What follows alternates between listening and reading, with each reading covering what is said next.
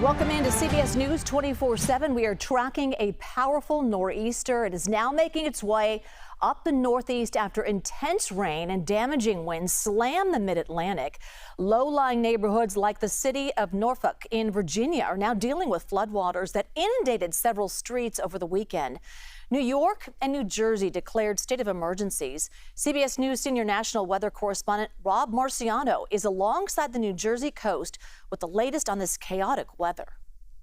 Well, this nor'easter's been slow to give up its wind or its water. Look at what high tide has done here in Manasquan, New Jersey. This road, which is one of the main ones, completely flooded out. You see some big 4x4s trying to get through it. That smaller car, it's in for it. The water well up to the wheel wells there. It's going to have some saltwater intrusion, not a good thing. And the water getting close to the entrances of that sandwich shop, which obviously is closed for business today. Some of the homes on this street getting water into the garages, up to the stairwells there. This is not the first time they've seen water here, but certainly some of the highest that they've seen in a long, long time. And it's not the only community that's dealing with this, especially during the high tide cycle. And with this wind that refuses to give up, continuing to hold this water back, it's going to make it very slow to recede even as we go through the overnight period tonight. So in many cases, coastal flood warnings remain up. These wind warnings will begin to drop as this storm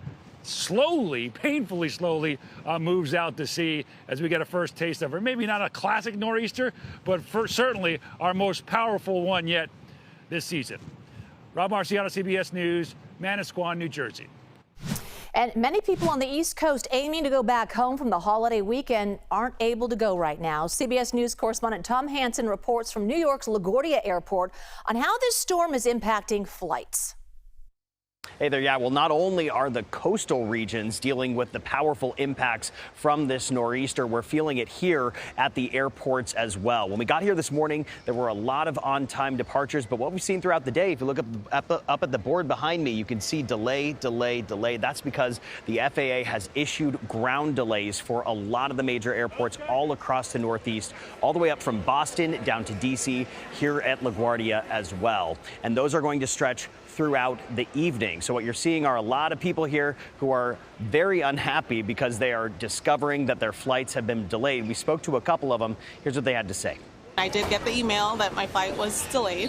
So I'm hoping that there are no more delays from here so that I can get to work and my kids can get back to school.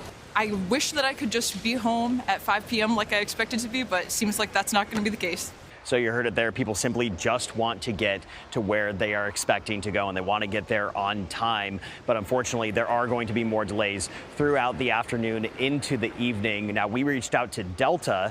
Their subsidiary, Endeavor Air, is experiencing a lot of these delays and cancellations. They told us that they are dealing with not only those rough weather conditions, but also delays at air traffic control towers as well. I want to remind you guys that we are not only dealing with a nor'easter here, but we are also in a government shutdown. So there are staffing shortages across the board at these air traffic control centers. That is no doubt adding to the complications here.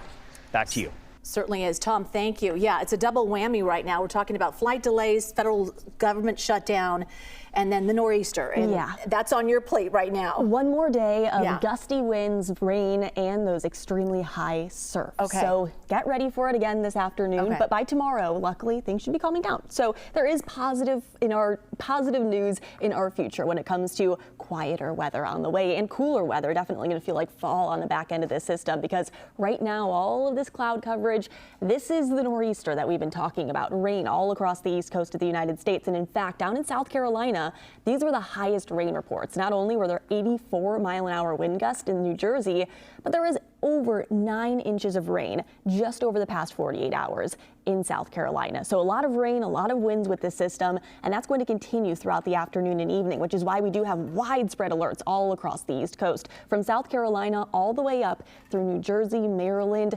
Massachusetts. These are where we're going to be seeing quite a lot of impacts, from 1 to 2 feet of potential coastal flooding. Low-lying areas definitely going to be seeing the highest issues. 7 to 9 feet breaking waves that will continue through about 8 p.m. tonight, along with 60-plus-mile-an-hour wind gusts from New Jersey up through Massachusetts. Boston, Massachusetts, 60-mile-an-hour wind gust on top of already saturated soil.